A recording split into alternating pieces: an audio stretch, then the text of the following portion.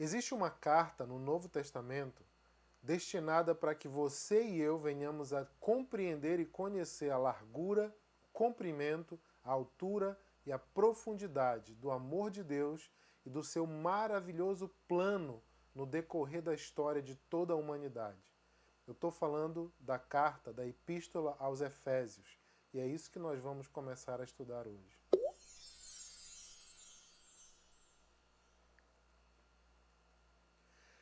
Bem, a Epístola aos Efésios é certamente um dos livros mais importantes de toda a Bíblia. Nós podemos dizer que Efésios faz parte de um grupo de livros, de um grupo de textos da Bíblia que são indispensáveis para qualquer pessoa que deseja, de alguma maneira, compreender a verdade espiritual, principalmente, de todo o plano de Deus para a humanidade. Agora, o interessante é que não é um livro grande. São apenas 6 capítulos, mas nesses 6 capítulos nós vamos ver que o conteúdo é tão profundo e tão dedicado a demonstrar aquilo que ele se propõe, que acontece isso de uma forma maestral, majestosa. Bom, a gente vai ver com calma, mas eu quero aconselhar que você não acompanhe esse vídeo em total desconhecimento do livro da Carta aos Efésios. Você pega a sua Bíblia e você vai perceber, por exemplo, que ele é um livro pequeno. Efésios, na minha Bíblia que eu tenho aqui, por exemplo, dá 1, 2, 3, 4, 6 páginas. Então, o que eu quero pedir para você? Se você ainda não fez isso, dá uma pausa aqui nesse vídeo, pega a sua Bíblia e leia Efésios. Todos os capítulos, de 1 a 6. Leia completo. Se você não entendeu direito, lê de novo. Dá tempo de ler 2, 3, até 4 mais vezes. Mas faça isso com calma, com dedicação. Leia a Epístola aos Efésios e depois volta para a gente continuar aqui. Tendo feito isso, você já leu o livro de Efésios, já leu toda a carta, a Epístola aos Efésios, a gente agora vai poder entrar propriamente dito no comentário das nossas aulas, ok? Então, vamos lá. Para a gente começar, a primeira coisa que a gente precisa perceber é que a Epístola aos Efésios é uma epístola crucial. É muito difícil a gente trabalhar isso dessa forma, porque às vezes a gente fica com a sensação de que a gente privilegia alguns livros da Bíblia em detrimento de outros. Mas, de fato, existem alguns livros na Bíblia que eles são mais indispensáveis do que outros por causa da completude do seu conteúdo. Então, de repente, existem alguns livros, e eu posso citar aqui, além de Efésios, falar de Romanos, os Evangelhos, em particular, e aí eu sei que existe discussão para isso, mas, na minha opinião, em particular, o Evangelho de João, e o livro de Atos, e alguns outros livros da Bíblia, que são indispensáveis, que se de repente você não compreende bem o que ele trata, você não vai conseguir avançar em muitos assuntos que outros livros da Bíblia vão tratar. Então, a Epístola aos Efésios é um desses livros indispensáveis, cruciais, que compõem uma das colunas dorsais do Evangelho, do entendimento, especialmente do que se trata acerca da igreja. Eu costumo dizer que a Epístola aos Efésios é a epístola que vem revelar o DNA da igreja, a identidade da igreja. E se você faz parte da Igreja de Cristo, ou se você ainda não faz parte da Igreja de Cristo, essa aula é um convite para você mergulhar no entendimento do que se trata isso que nós chamamos de igreja.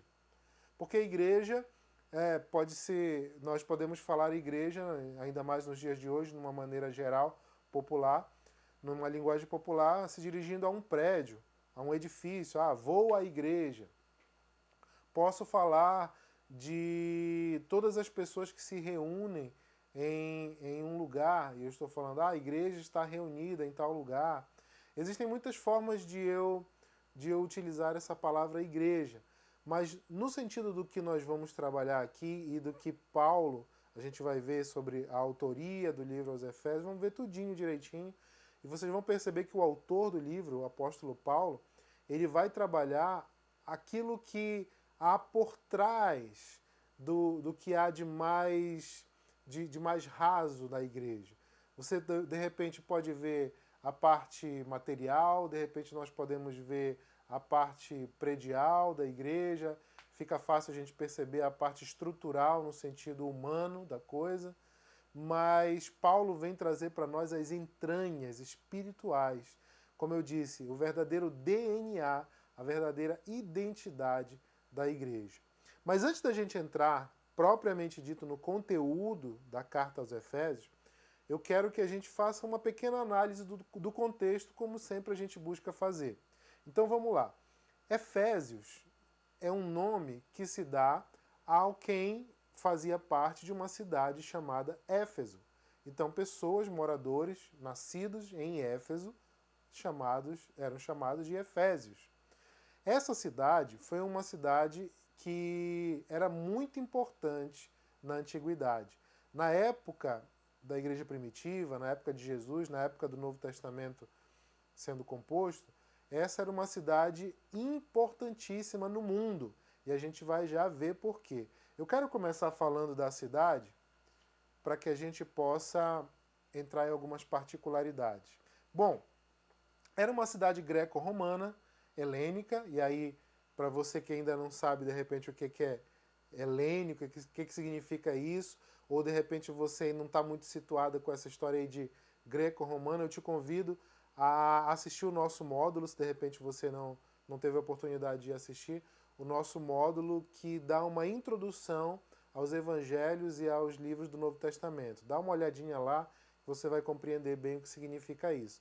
Era uma cidade greco-romana, uma cidade helênica, que na antiguidade era uma cidade muito importante, mas hoje não existe mais dessa maneira, como Éfeso, né, da antiguidade. Então hoje é uma cidade que se localizava ao que hoje é próximo à Turquia atual. Então se você gosta aí da parte geográfica, pega um mapinha, um mapa da atualidade, vê lá onde é a Turquia e você vai estar próximo ao que era a cidade de Éfeso. Na época, ela era a segunda maior cidade do Império Romano, apenas atrás da capital, Roma. Bem, vamos entender uma coisa aqui. O Império Romano era o império mundial da época. Então, dizer que Éfeso era a segunda maior cidade do Império Romano é dizer que Éfeso era a segunda maior cidade do mundo. Então, você já está entendendo do que a gente está falando, né? Cidade de Éfeso, a segunda maior cidade do mundo, mais de 400 ou cerca de 400 mil habitantes, já no século I a.C. Então, era uma mega cidade, principalmente para a época. Era um centro de tráfego terrestre e marítimo, fazia uma ligação entre o Ocidente e o Oriente. Pessoas passavam por ali, era uma cidade portuária.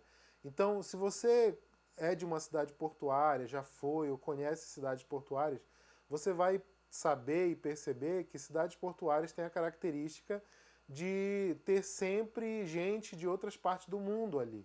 Outras cidades, de outros países, de outras nações, pessoas que transitam por ali, que não são daquele lugar e movimentam a cidade. Então você pega uma cidade que na antiguidade era uma mega cidade, uma cidade gigantesca, com uma característica portuária, ou seja, uma cidade que recebia embarcações e pessoas que estavam transitando tanto pela via terrestre quanto pela via marítima entre o Ocidente e o Oriente, e isso fazia dessa cidade de Éfeso um centro mundial.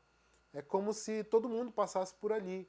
Todo mundo que estava viajando, fazendo rotas marítimas e terrestres, passava por Éfeso em algum momento.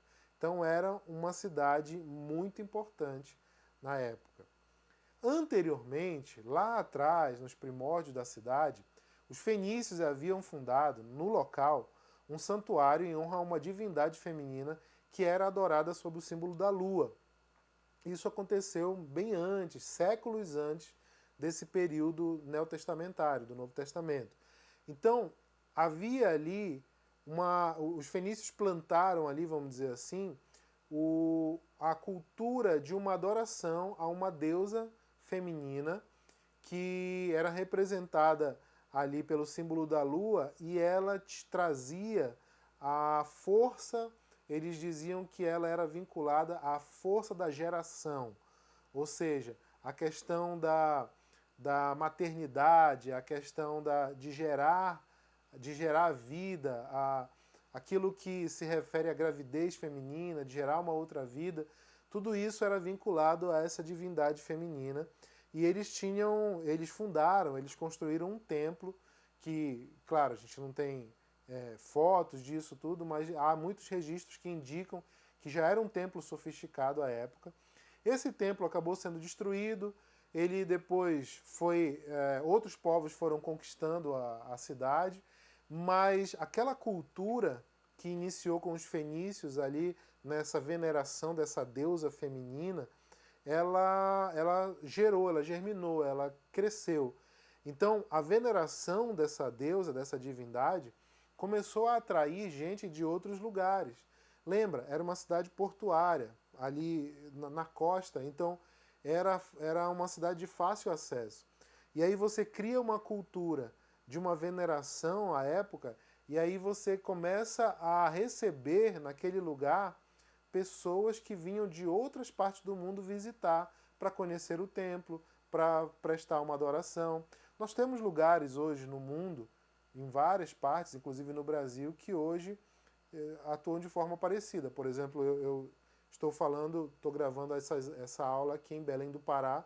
Aqui em Belém nós temos o Círio de Nazaré, que é uma festa religiosa que recebe anualmente milhões de pessoas, segundo os números oficiais, e pessoas que vêm de várias partes do Brasil e algumas vezes até de fora do Brasil.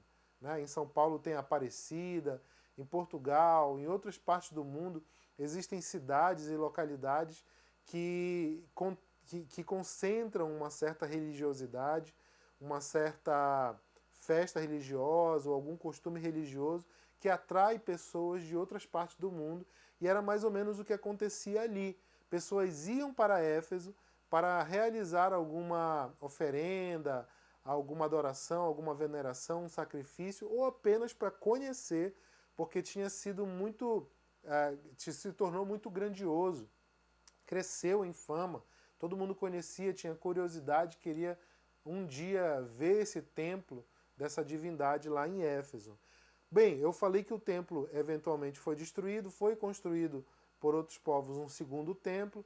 Esse templo acabou vindo também a ser destruído e com a passagem do tempo, chegando próximo ao período aí do Novo Testamento, perto do 1º século a.C., nós temos a figura do Império Grego, com Alexandre o Grande, aparecendo no mundo e dominando aquela região, o mundo conhecido à época, por assim dizer, e eles fazendo uma cultura grega predominante no mundo.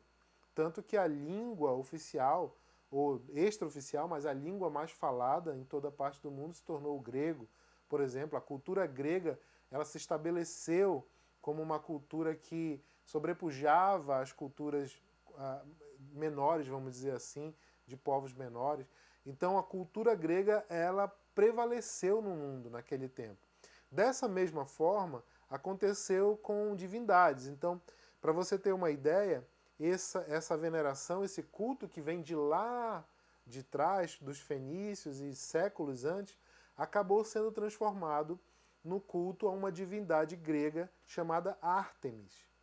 E essa divindade grega ganhou um templo adequado, um templo suntuoso, um templo tão grandioso, tão bonito e tão famoso que se tornou à época, que se tornou uma das 7 maravilhas do mundo antigo. E eu até coloquei aqui a fotinho, claro que não é uma foto da época, mas uma reprodução de como era esse templo. Era algo magnífico para a época, famoso no mundo inteiro. Era o templo de Ártemis, a chamada Ártemis dos Efésios.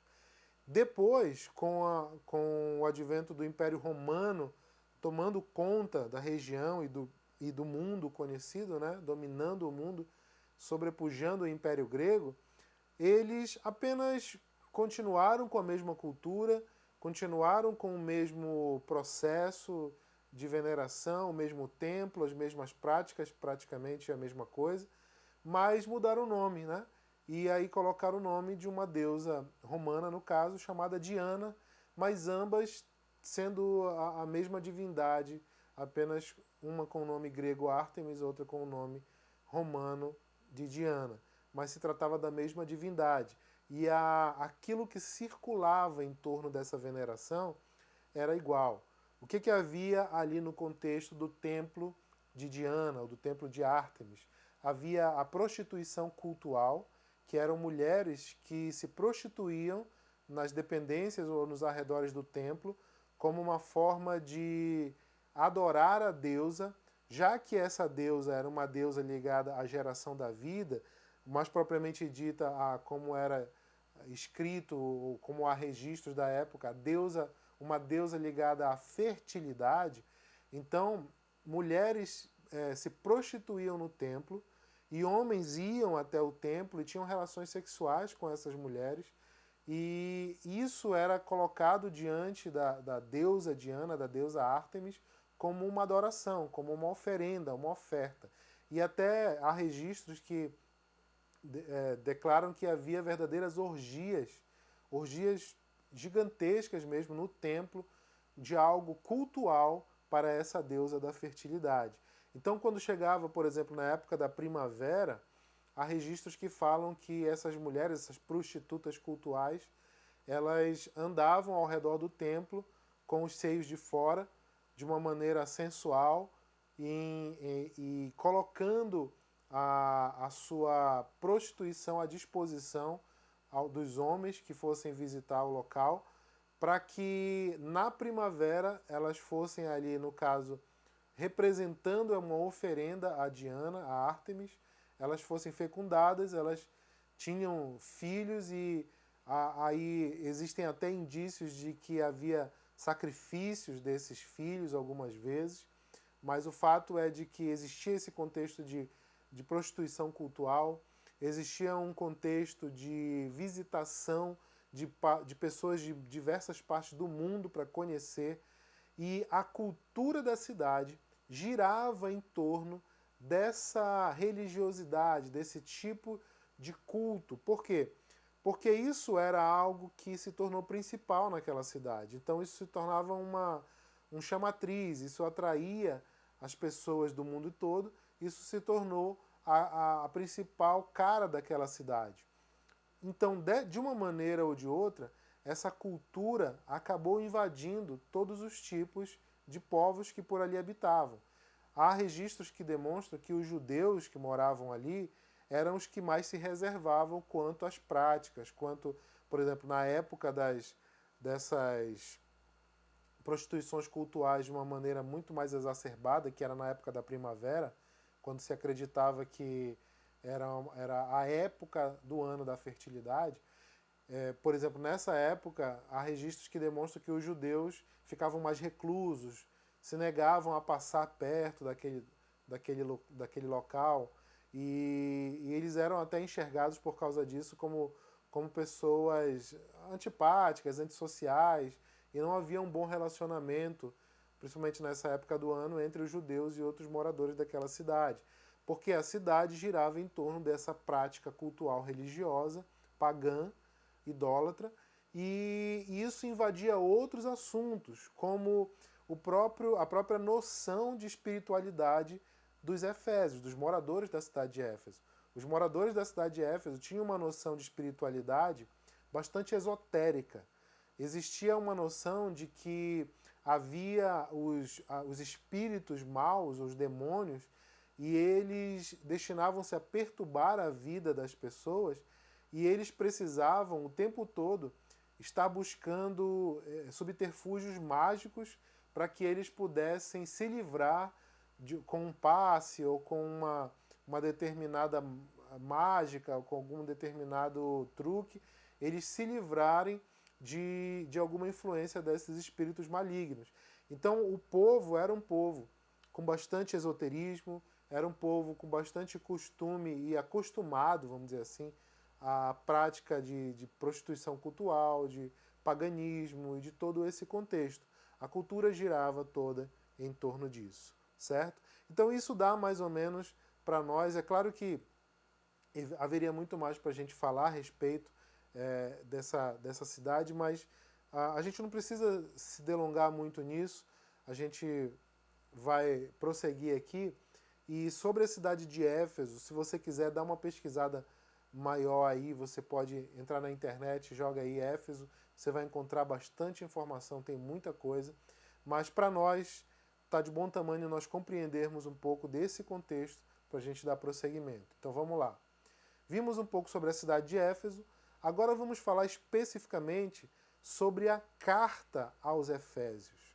Tá? Um livro, uma carta, uma epístola, componente do Novo Testamento, e eu selecionei pelo menos quatro dizeres de pessoas muito relevantes dentro do contexto teológico cristão ao longo da história, para que vocês possam perceber a opinião de alguns desses grandes nomes da teologia a respeito da carta aos Efésios. Olha só, Efésios é a mais divina composição da literatura, disse Samuel Coleridge. Olha só, Efésios é a mais divina composição da literatura. Será que ele está exagerando? Brothers David Hale disse: a rainha das epístolas é a epístola de Efésios. A rainha, talvez a maior, a mais suntuosa, a mais importante, a que tem mais poder nela. Será que é isso que ele quis dizer? João Calvino, certamente é a minha epístola favorita. Olha só, nós estamos trabalhando aquela que era a epístola favorita de João Calvino. Por que será? E Curtis Vaughan, que diz: a carta aos Efésios alcança um campo mais vasto do que qualquer outra epístola do Novo Testamento, com exceção talvez da carta para os Romanos. Então, só para a gente entender um pouco da centralidade, da importância dessa carta aos Efésios. Mas nós vamos agora destrinchar um pouco os detalhes dessa carta, para que a gente possa entender por que essa galera, por que esse povo admira tanto a carta aos Efésios. Vamos lá. Quem é o autor da carta? O autor da carta é o apóstolo Paulo, que esteve na cidade de Éfeso por cerca de 3 anos. Nós vamos fazer o seguinte, vamos começar lendo o primeiro versículo da própria epístola aos Efésios, da própria carta aos Efésios, em que o próprio Paulo se apresenta como autor da carta. Então vamos lá, Efésios capítulo 1, versículo 1. Paulo, apóstolo de Cristo Jesus pela vontade de Deus, aos santos e fiéis em Cristo Jesus que estão em Éfeso. Então pronto. Paulo, apóstolo de Cristo Jesus, pela vontade de Deus, aos santos e fiéis em Cristo Jesus que estão em Éfeso. O próprio Paulo se apresenta logo no início da carta como autor. Então o apóstolo Paulo é o autor da carta aos Efésios. É interessante a gente mencionar que Paulo esteve morando por cerca de 3 anos na cidade de Éfeso. Nós vamos já entender por quê. Eu até separei aí para que você possa acompanhar junto comigo qual a passagem que relata mais ou menos como foi esse acontecimento, esse período na vida de Paulo. Atos 19, começa no capítulo 19 e depois no capítulo 20. Mas nesse trecho de Atos, mostra como Paulo esteve na cidade de Éfeso e mais ou menos o que estava rolando por lá nessa época. Lembra do que nós acabamos de ver sobre como era o contexto da cidade e vamos dar uma lida sobre o que diz essa passagem do livro de Atos para que a gente possa perceber mais ou menos o que estava acontecendo ali e por quê, certo? Então a gente lembra de todo o contexto do templo de Ártemis, do esoterismo presente na cidade, da noção espiritual deles nesse âmbito esotérico, na cultura toda desenhada, toda maculada em torno dessa questão cultual a Diana, a Ártemis. Fica com tudo isso em mente e vamos ler a partir do versículo 1 de Atos 19. Diz assim: Enquanto Apolo estava em Corinto, Paulo, atravessando as regiões altas, chegou a Éfeso. Ali encontrou alguns discípulos e lhes perguntou: Vocês receberam o Espírito Santo quando creram? Eles responderam: Não, nem sequer ouvimos que existe o Espírito Santo. Então, que batismo vocês receberam? Perguntou Paulo. O batismo de João, responderam eles. Disse Paulo, o batismo de João foi um batismo de arrependimento. Ele dizia ao povo que cresce naquele que viria depois dele, isto é, em Jesus. Ouvindo isso, eles foram batizados no nome do Senhor Jesus. Quando Paulo lhes impôs as mãos, veio sobre eles o Espírito Santo e começaram a falar em línguas e profetizar. Eram ao todo uns 12 homens. Paulo entrou na sinagoga e ali falou com liberdade durante 3 meses, argumentando convincentemente acerca do reino de Deus. Mas alguns deles se endureceram e se recusaram a crer e começaram a falar mal do caminho diante da multidão. Paulo então afastou-se deles. Tomando consigo os discípulos, passou a ensinar diariamente na escola de Tirano. Isso continuou por 2 anos, de forma que todos os judeus e os gregos que viviam na província da Ásia ouviram a palavra do Senhor. Deus fazia milagres extraordinários por meio de Paulo, de modo que até lenços e aventais que Paulo usava eram levados e colocados sobre os enfermos.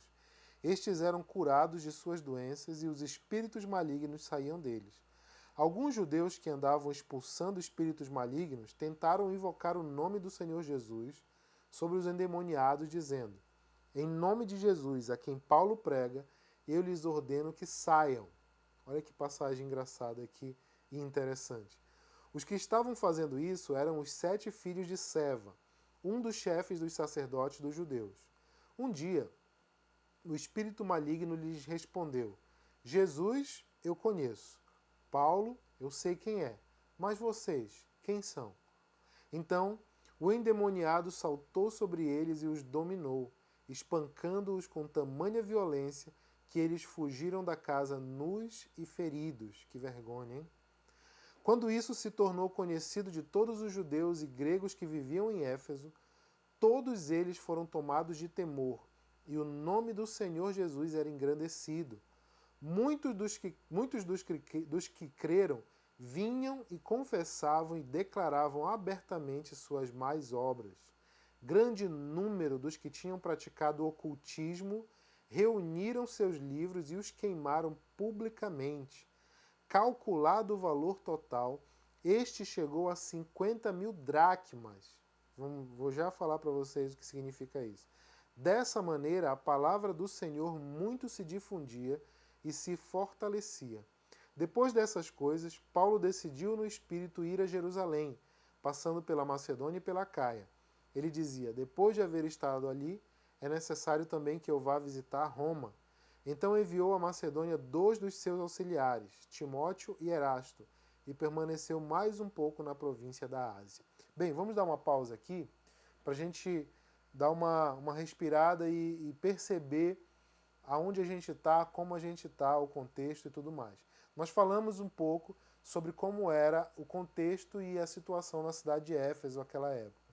Então você percebe que Paulo chega ali naquela cidade e ele começa, usando a linguagem popular daqui da nossa região, ele começa a tocar o terror, no bom sentido.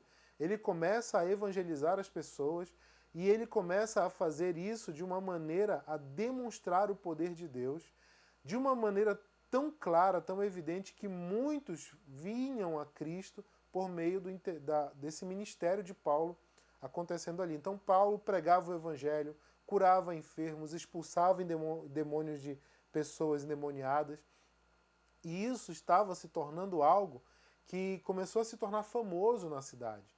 Presta atenção que Paulo chegou ali, fez isso por alguns meses e permaneceu, continuou ali.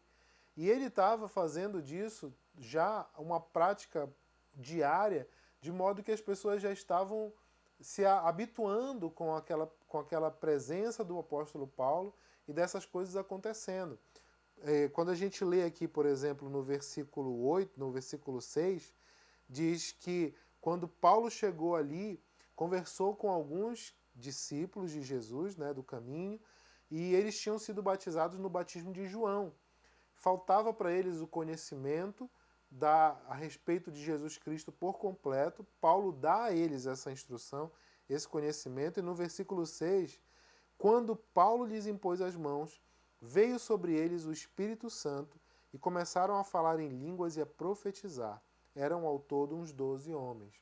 Essa passagem, como acontece em outras passagens aqui no livro de Atos, ela demonstra uma repetição daquilo que aconteceu em Pentecostes, lá no capítulo 2. Então você tem no capítulo 2 de Atos a descida inicial, a descida definitiva, o cumprimento daquela promessa que Jesus havia feito aos seus discípulos. Vocês receberão poder ao descer do alto o Espírito Santo sobre vós. Eles estão reunidos em Jerusalém na época da festa de Pentecostes e desce sobre eles o Espírito Santo, eles falam em outras línguas, pessoas os ouvem falar nas suas próprias línguas, há ali um mover, uma clara e evidente descida do Espírito Santo.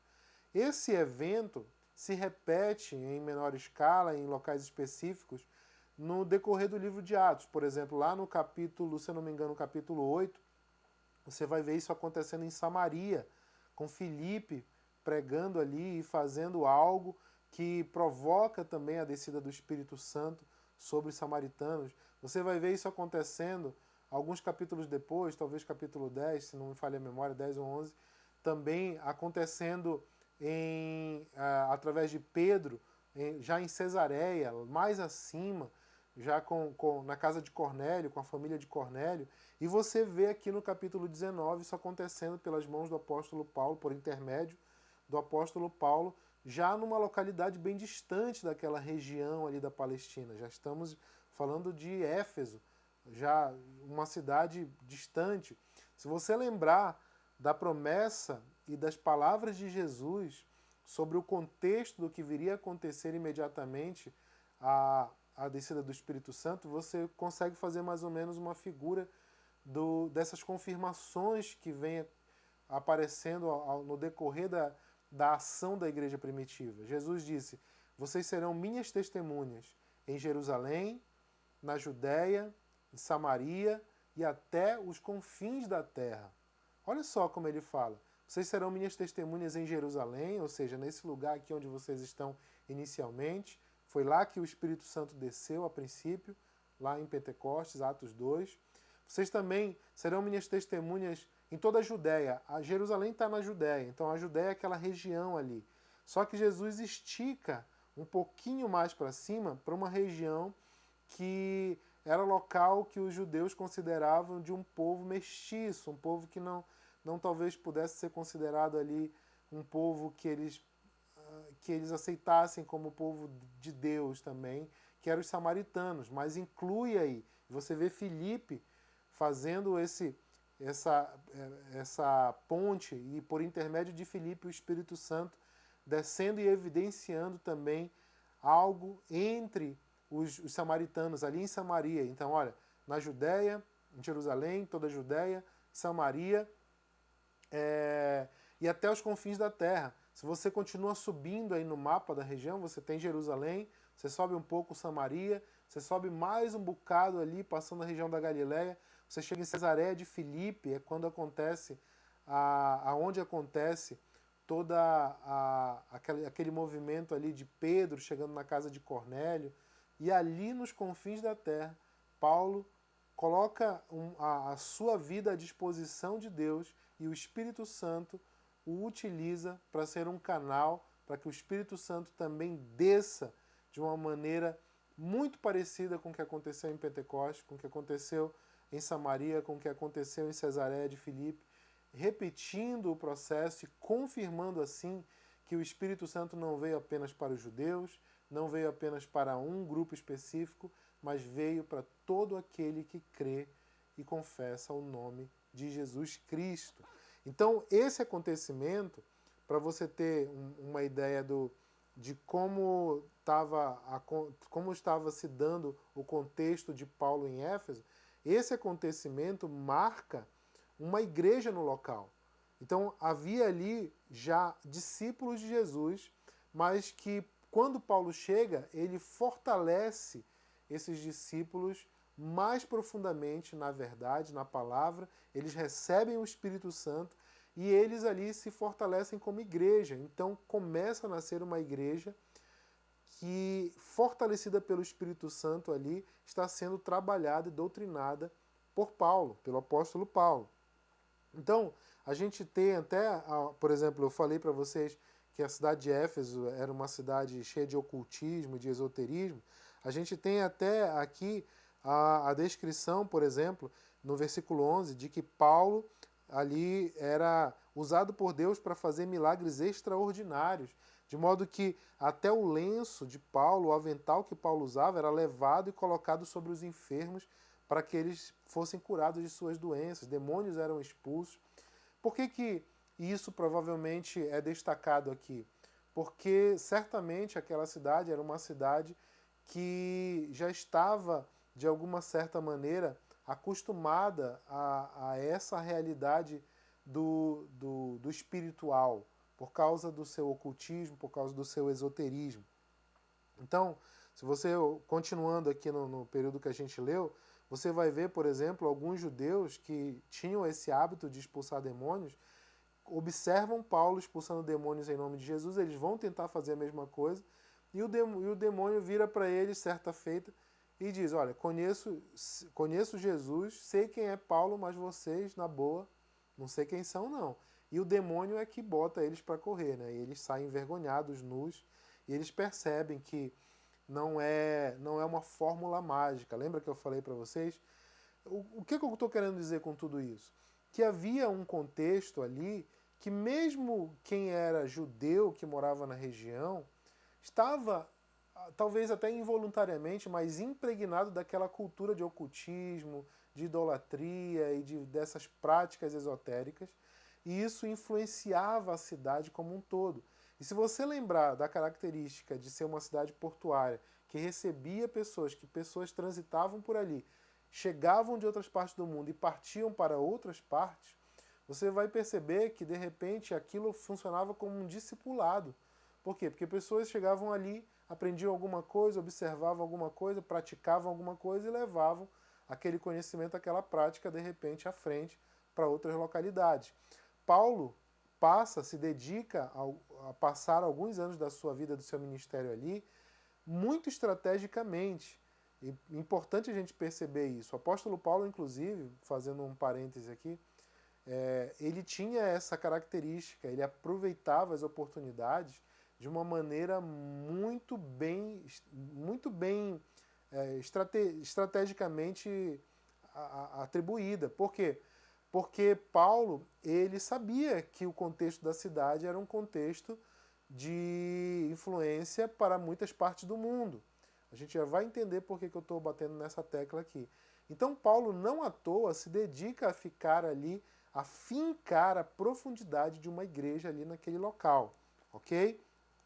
Então, nós continuamos lendo aqui, nós lemos até o versículo 22, né? E isso tudo que estava acontecendo, como eu disse, foi se tornando conhecido. Interessante que eles falam que, aqui no versículo 18, ó, muitos dos que creram vinham e confessavam e declaravam abertamente suas más obras. Vinham, se arrependiam, se entregavam à mensagem do Evangelho, da cruz de Jesus Cristo, e declaravam abertamente as suas más obras, obras más, uma genuína confissão de arrependimento. Aí olha o que acontecia. Grande número dos que tinham praticado ocultismo reuniram seus livros e os queimaram publicamente. Aí você fica tentando imaginar, Lucas, o autor de Atos, fala grande número de pessoas. Grande quanto? Se você quer tirar essa dúvida, ele coloca números, e aí isso é muito interessante, para vocês perceberem a quantidade de livros de ocultismo que estavam sendo queimados ali, de pessoas que estavam abandonando as práticas de ocultismo para abraçar a fé em Jesus Cristo. Olha só, continuando no versículo 19. Calculando o valor total de livros queimados ali, este chegou a 50.000 dracmas. 50.000 dracmas. Só para você ter uma noção, uma dracma era correspondente ao valor de uma diária, de um salário diário de um trabalhador braçal. Então vamos dizer assim, que seja a diária de uma pessoa que faz algum serviço doméstico, por exemplo. Então, digamos que a gente pudesse mensurar uma dracma como hoje algo em torno de R$ 70, talvez R$ 100, não sei. Deixa eu botar esse valor aqui de R$ 70. Valor médio de uma diária ali, de um serviço braçal básico. R$ 70 era o valor de uma dracma. Lucas está falando que 50 mil dracmas era o valor dos livros, da quantidade de livro, se fosse mensurado em valor, do que havia sido queimado ali de pessoas que estavam abandonando o ocultismo. Aí você pega 50 mil vezes 70. Eu não vou saber fazer essa conta de cabeça aí, mas vai passar aí a casa dos milhões. Era muito livro de ocultismo no decorrer do evangelismo de Paulo ali, de gente abandonando. Então você tem ideia de como era a carga espiritual dessa cidade, do que Paulo estava vendo, vivendo ali e do que estava rolando por lá. Vocês vão entender por que eu estou frisando bem todos esses detalhes para que a gente possa entender mais à frente a Epístola aos Efésios profundamente. Tá, então vamos dar seguimento aqui, para a gente não se demorar mais tanto nisso. No versículo 23, ainda aqui no capítulo 19 de Atos, diz: naquele tempo houve um grande tumulto por causa do caminho, a fé em Jesus Cristo, como era chamado. Um ourive chamado Demétrio, que fazia miniaturas de prata, presta atenção nisso, fazia miniaturas de prata do templo de Ártemis e que dava muito lucro aos artífices, reuniu-os com os trabalhadores dessa profissão e disse: senhores, vocês sabem que temos uma boa fonte de lucro nesta atividade e estão vendo e ouvindo como este indivíduo, Paulo, está convencendo e desviando grande número de pessoas aqui em Éfeso e em quase toda a província da Ásia. Diz ele que deuses feitos por mãos humanas não são deuses. Não somente há o perigo de nossa profissão perder sua reputação, mas também de o templo da grande deusa Ártemis cair em descrédito e da própria deusa, adorada em toda a província da Ásia e em todo o mundo, ser destituída de sua majestade divina. Ao ouvirem isso, eles ficaram furiosos e começaram a gritar: grande é a Ártemis dos Efésios! Em pouco tempo, a cidade toda estava em tumulto. O povo foi às pressas para o teatro, arrastando os companheiros de viagem de Paulo, os macedônios Gaio e Aristarco. Paulo queria apresentar-se à multidão, mas os discípulos não permitiram. Alguns amigos de Paulo, dentre as autoridades da província, chegaram a mandar-lhe um recado, pedindo-lhe que não se arriscasse a ir ao teatro. Versículo 32. A assembleia estava em confusão. Uns gritavam uma coisa, outros gritavam outra. A maior parte do povo nem sabia por que estava ali. Era uma confusão geral, né? Alguns da multidão julgaram que Alexandre era a causa do tumulto, quando os judeus o empurraram para a frente. Ele fez sinal pedindo silêncio, com a intenção de fazer sua defesa diante do povo. Mas quando ficaram sabendo que ele era judeu, todos gritaram a uma só voz durante cerca de 2 horas. Gritaram assim: grande é a Ártemis dos Efésios, e ficavam repetindo isso por 2 horas. O escrivão da cidade acalmou a multidão e disse: Efésios, quem não sabe que a cidade de Éfeso é a guardiã do templo da grande Ártemis e da sua imagem que caiu do céu? Portanto, visto que estes fatos são inegáveis, acalmem-se e não façam nada precipitadamente. Vocês trouxeram estes homens aqui, embora eles não tenham roubado templos nem blasfemado contra nossa deusa. Se Demétrio e seus companheiros de profissão têm alguma queixa contra alguém, os tribunais estão abertos e há procônsules, eles que apresentem suas queixas ali. Se há mais alguma coisa que vocês desejam apresentar, isso será decidido em assembleia conforme a lei. Da maneira como está, corremos o perigo de sermos acusados de perturbar a ordem pública por causa dos acontecimentos de hoje. Nesse caso, não seríamos capazes de justificar este tumulto, visto que não há razão para tal, e tendo dito isso, encerrou a Assembleia. Então uma grande confusão tinha sido feita ali, porque pessoas que lucravam com aquela atividade religiosa do templo de Ártemis, de Diana, ali em Éfeso, estavam percebendo que a atividade evangelística de Paulo estava tirando gente dessa crença, desses costumes culturais dali daquela circunstância, e eles viam ali uma possibilidade de acabar com o trabalho, com a lucratividade deles, né? Eles lucravam em cima dessa prática religiosa ali. Então eles começaram a fazer um levante popular que virou uma grande confusão. Alguém lá se levantou, botou as coisas no lugar, deu uma abafada e tudo, mas vocês percebem ali como a atividade de Paulo e o evangelho ali na cidade de Éfeso estava fazendo um estrago, né? A gente entra aqui no capítulo 20, mas eu quero ler apenas dos versículos 13 ao 38, que Paulo ele faz uma viagem, depois ele retorna. Diz assim: quanto a nós, fomos até o navio e embarcamos para Assôs, onde iríamos receber Paulo a bordo. Assim ele tinha determinado, tendo preferido ir a pé. Quando nos encontrou em Assôs, nós o recebemos a bordo e prosseguimos até Mitilene. No dia seguinte, navegamos dali e chegamos defronte de Quio. No outro dia, atravessamos para Samos e um dia depois chegamos a Mileto. Paulo tinha decidido não aportar em Éfeso para não se demorar na província da Ásia, pois estava com pressa de chegar a Jerusalém, se possível, antes do dia de Pentecostes. De Mileto, Paulo mandou chamar os presbíteros da igreja de Éfeso. Quando chegaram, ele lhes disse: vocês sabem como vivi todo o tempo em que estive com vocês, desde o primeiro dia em que cheguei à província da Ásia. Servi ao Senhor com toda a humildade, com lágrimas, sendo severamente provado pelas conspirações dos judeus. Vocês sabem que não deixei de pregar-lhes nada que fosse proveitoso, mas ensinei-lhes tudo publicamente e de casa em casa. Testifiquei tanto a judeus como a gregos que eles precisam converter-se a Deus com arrependimento e fé em nosso Senhor Jesus. Agora, compelido pelo Espírito, estou indo para Jerusalém sem saber o que me acontecerá ali. Só sei que em todas as cidades o Espírito Santo me avisa que prisões e sofrimentos me esperam. Todavia, não me importo, nem considero a minha vida de valor algum para mim mesmo. Se tão somente puder terminar a corrida e completar o ministério que o Senhor Jesus me confiou, de testemunhar do Evangelho da graça de Deus. Agora, sei que nenhum de vocês, entre os quais passei pregando o reino, verá novamente a minha face.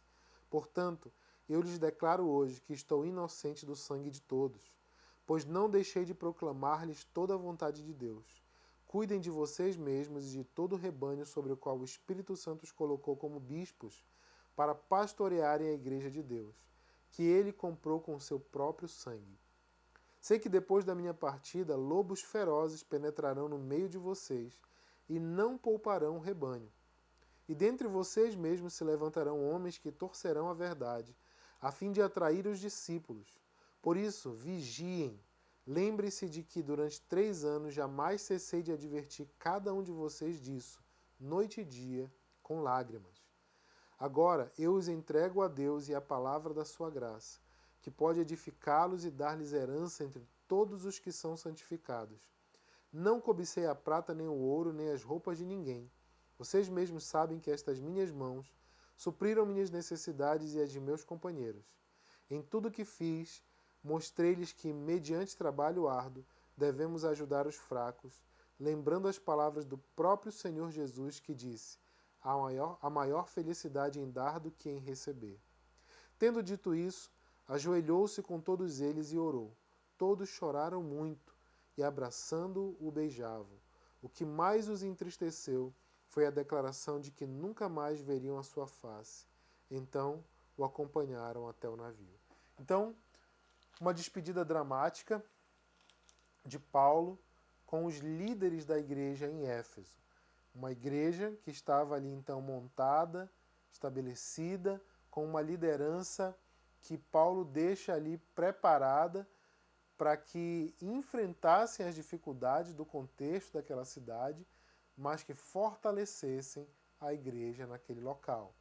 Então, a passagem de Paulo ali, por 3 anos, foi crucial para o desenvolvimento de uma igreja na cidade, que era a segunda cidade mais importante do mundo à época, no sentido do seu tamanho, do seu trânsito, certo? Mas continuando aqui sobre os detalhes da nossa carta, a gente vai entender aonde conecta todas essas informações já já, mas vamos terminar aqui a nossa lista de detalhes a respeito da carta aos Efésios. A data provável em que Paulo escreveu foi 61, o ano 61 depois de Cristo. Ela é, portanto, uma das cartas da prisão. Nós temos ali 4 cartas denominadas como cartas da prisão: Filipenses, Colossenses, Filemon e Efésios. Por que cartas da prisão? Porque foram cartas que foram escritas por Paulo quando ele estava preso. Então essa carta aos Efésios, você pode dar uma olhada aí nesse... Eu não vou ler com vocês agora, mas você pode pausar o vídeo e dar uma olhadinha nessas passagens aí que eu separei, para você ter essa referência. Paulo estava preso em Roma quando quando escreveu a carta aos Efésios. Dentro de todo o texto, qual é o tema principal que ressalta da carta aos Efésios? O tema principal é o propósito eterno de Deus realizado na igreja e através da igreja. Por que eu digo que a carta aos Efésios é a carta do DNA, da identidade espiritual da igreja? Que todo cristão precisa entender Efésios, senão você ainda não consegue entender a sua identidade espiritual de fato. Por quê? Porque é ali que Paulo vai trabalhar a própria realidade da aparição da igreja como parte crucial e principal do plano de Deus no decorrer da história. Ou seja, a igreja não é plano B, nem é um apêndice, um puxadinho do plano de Deus. Não. Na verdade, a igreja ela é planejada, gerada e constituída como o pináculo do grande plano divino. O que é pináculo aí? O ponto mais alto, o ponto mais sublime, mais importante do grande plano divino. Poxa, mas toda essa exaltação para a igreja, é isso mesmo. Nós vamos ver no texto, no próprio texto da carta aos Efésios, que é esse o contexto que Paulo apresenta a respeito da natureza da igreja de Cristo. Ela é um organismo vivo, é apresentado ali em Efésios como um corpo, então um corpo no sentido de organismo vivo, e ela é a manifestação de um mistério no sentido de algo que estava escondido antes e que vem a ser revelado nesse tempo presente em que Paulo está escrevendo Efésios. Só que não é porque ela é um plano que vem a ser revelado nessa época, que é algo que foi decidido por Deus posteriormente. Na verdade, Paulo vai trabalhar bem a informação de que já havia esse plano determinado desde antes da fundação do mundo. A gente vai ver isso no texto também. Qual é o propósito da carta da Epístola aos Efésios? O propósito é mostrar a identidade e a conduta da Igreja de Cristo. Presta atenção nessas duas palavras, a identidade e a conduta da Igreja de Cristo. A identidade é o que eu estou chamando de DNA, é o que eu estou dizendo da natureza espiritual, o que é a igreja na sua essência espiritual. Então, essa identidade real da igreja, porque a igreja não é um prédio, não é um edifício, a igreja não é uma placa, não é uma denominação, a igreja ela tem uma identidade real que é espiritual. Isso é demonstrado por Paulo no texto bem detalhado e bem claro. Uma outra vertente, uma outra coisa que é mostrada como propósito da carta aos Efésios é que existe nessa realidade da igreja sendo uma manifestação poderosa de Deus na Terra, existe uma realidade do clímax do plano que Deus tem feito no decorrer da história. Então você pensa aí na criação, na constituição do povo de Israel, o povo eleito, todos os acontecimentos do Antigo Testamento, e você tem a vinda de Cristo, a sua ressurreição e a sua subida aos céus, e você tem o Espírito Santo descendo, e nesse contexto o nascimento efetivamente do que chamamos de igreja. E a igreja que é deixada então dessa forma na face da terra como algo que vai permanecer para realizar algo nesse mundo durante todo esse período até a volta de Jesus. Então, a igreja vem a ser esse clímax. A igreja é o ponto alto de todo esse planejamento linear de Deus no decorrer da história, certo? Então esse é o propósito de Efésios, mostrar toda essa realidade. Agora, eu deixei por último aqui nesse slide um assunto que eu sempre dou uma ênfase boa, né, nessa parte, para que a gente possa compreender a importância de Efésios, para você entender melhor isso. Quais são os destinatários da carta aos Efésios? Talvez, de uma maneira muito simples, alguém possa dizer, bom, não é óbvio, se a epístola aos Romanos foi aos crentes em Roma, a epístola aos Tessalonicenses aos crentes em Tessalônica. Por óbvio, a epístola aos Efésios aos crentes em Éfeso, certo? Não é bem assim. Por quê? Porque existe um detalhe nessa carta, olha só como é uma carta especial. Existe um detalhe nessa carta, na história, no que aconteceu desde a sua composição, que torna ela uma carta diferenciada de todas as outras cartas de Paulo. Ela é uma carta que, quando os historiadores, os arqueólogos, aqueles que foram trabalhando os papiros, né, os textos que foram encontrados, os mais antigos, eles perceberam que não havia, ali no versículo 1, que inclusive a gente já deu uma lida, mas vamos buscar aqui de novo ele, o primeiro versículo de Efésios. Efésios, capítulo 1, versículo 1, você vai ver que na sua Bíblia e na minha Bíblia existe vamos dizer assim, um endereçamento aos Efésios, né? Olha só, Paulo, apóstolo de Cristo Jesus pela vontade de Deus, aos santos e fiéis em Cristo Jesus que estão em Éfeso. Ok, então pronto, que estão em Éfeso. Carta aos Efésios, que estão em Éfeso. Acontece que os manuscritos mais antigos que se tem conhecimento até hoje não contêm esse termo, que estão em Éfeso. Ou pelo menos não contém a palavra Éfeso. Isso é interessante, né? Alguns manuscritos mais recentes que foram encontrados, os não tão antigos, contém a palavra Éfeso, aos que estão em Éfeso. Mas os mais antigos, os que são de maior escritos ou copiados há mais tempo de que se tem conhecimento hoje, eles não contêm esse pedacinho aqui, aos que estão em Éfeso. E o que isso quer dizer? Bom, existem muitas teorias a respeito disso. Eu não tenho o objetivo de trazer para vocês aqui, expor essas teorias, é um assunto bastante teológico, acadêmico, e se você tem curiosidade de saber mais sobre isso, você pode fazer sua própria pesquisa, ler algum material na internet mesmo, existe muita informação a respeito disso, mas o que eu quero enfatizar aqui é que em alguns desses manuscritos antigos havia um espaço em branco, como, por exemplo, o texto aqui em português para nós fica, né? Aos santos e fiéis em Cristo Jesus que estão em Éfeso.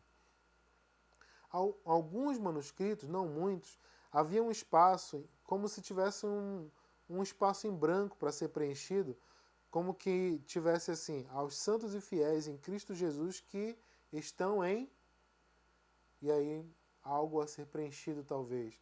Foi encontrado também algum texto que tinha aos Laodicenses, a igreja em Laodiceia, ali próximo também.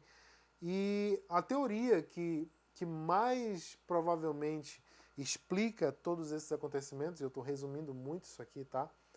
É que Efésios era uma carta circular, uma encíclica.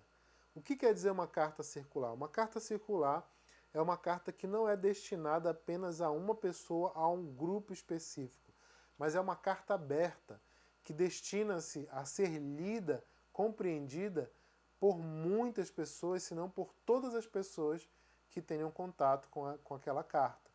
Por que eu acho que provavelmente essa é a teoria que mais corresponde à verdade? Porque existem detalhes na própria carta, no próprio texto de Efésios, que ajudam a gente a compreender isso. Por exemplo, se você for analisar as cartas de Paulo, você vai perceber que existe um certo padrão que Paulo trata nas suas cartas de assuntos e de problemas que ele viu, viveu ou soube que estava acontecendo especificamente naquele local. Então você vai ler 1ª e 2ª aos Coríntios, você vai ver Paulo tratando, por exemplo, de problemas, de situações e pecados que estavam acontecendo com os crentes em Corinto. E você vê Paulo citando nomes, você vê Paulo mandando saudações a pessoas específicas de uma cidade, quando ele escreve particularmente a uma cidade ou a um grupo específico, ou uma pessoa específica. Paulo mistura ali no texto, ainda que na maioria das suas cartas ele trabalhe assuntos espirituais relevantes a todos os cristãos, mas ele sempre coloca detalhes de particularidade, detalhes pessoais, peculiaridades de alguma coisa que aconteceu quando ele estava naquela localidade ou a respeito de alguma informação que chegou ao seu ouvido, etc. Na carta aos Efésios não tem isso. Ele não manda um abraço para ninguém, ele não saúda pelo nome nenhuma pessoa específica e ele não trata nenhum tipo de comportamento particular da igreja de Éfeso. Então, é esse contexto dos manuscritos mais antigos e a característica diferenciada do texto que Paulo faz quando ele compõe Efésios, mostram para nós que muito provavelmente essa carta foi uma carta que foi destinada a todas as igrejas da região. É como se Paulo estivesse dizendo, isso que eu vou escrever, ou isso que eu estou escrevendo, não é pertinente só para quem está em Éfeso, não é só para quem é crente em Jesus Cristo que mora só naquela localidade, mas isso que eu estou escrevendo é para todo aquele que faz parte do que se chama o corpo de Cristo, a igreja de Jesus. Então, se você analisar isso numa linha atemporal, essa carta foi feita para mim e para você.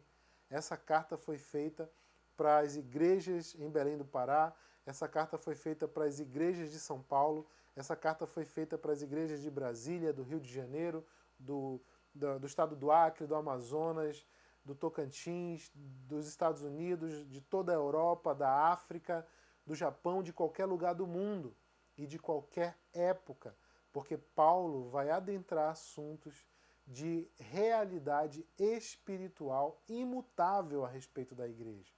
Então, Paulo traçou aqui em Efésios um tratado de determinação da identidade espiritual da igreja de uma maneira tão real e tão sublime que isso se tornou pertinente para que todas as igrejas conhecessem.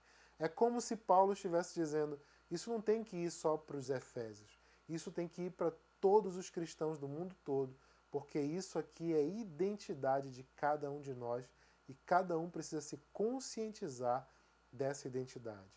Então, essa carta, ela teria circulado primeiro na região de Éfeso, por quê? Aí você entende o contexto do que a gente explicou lá. Uma cidade crucial, de trânsito mundial, em que a igreja ali fortalecida influenciaria muitas outras igrejas se aquele conteúdo partisse dali. Entende? Então, muito provavelmente, talvez, o que tenha acontecido foi que a carta em Éfeso circulou primeiro e a partir dali chegando e sendo estendida, levada para outras localidades. Como? A gente não tem informação, mas há uma grande probabilidade de que tenha acontecido dessa forma. Então, isso quando eu tomo conhecimento desse tipo de coisa, isso torna para mim a carta de Efésios uma carta muito mais particularizada para qualquer pessoa que deseja saber o que é a igreja. Seja você igreja ou não, mas principalmente para você que é, para mim que sou parte da igreja de Jesus Cristo. O que eu sou? O que significa ser igreja? O que quer dizer isso, eu estar nessa terra? Será que ser igreja para mim é ter um lugar para eu ir todo domingo para bater palma, cantar algumas músicas, fechar o olho, orar e prestar atenção numa pregação? Será que igreja é isso? Existe algo mais? Existe algo mais profundo? Qual é a identidade desse grupo chamado igreja no mundo que perpassa o tempo, que perpassa os séculos e que perdura por toda a história? é mergulhar nessas coisas, que é ler a carta aos Efésios. Então, nós vamos ficar por aqui. Nossa aula hoje se encerra nesse ponto, mas nós vamos dar continuidade.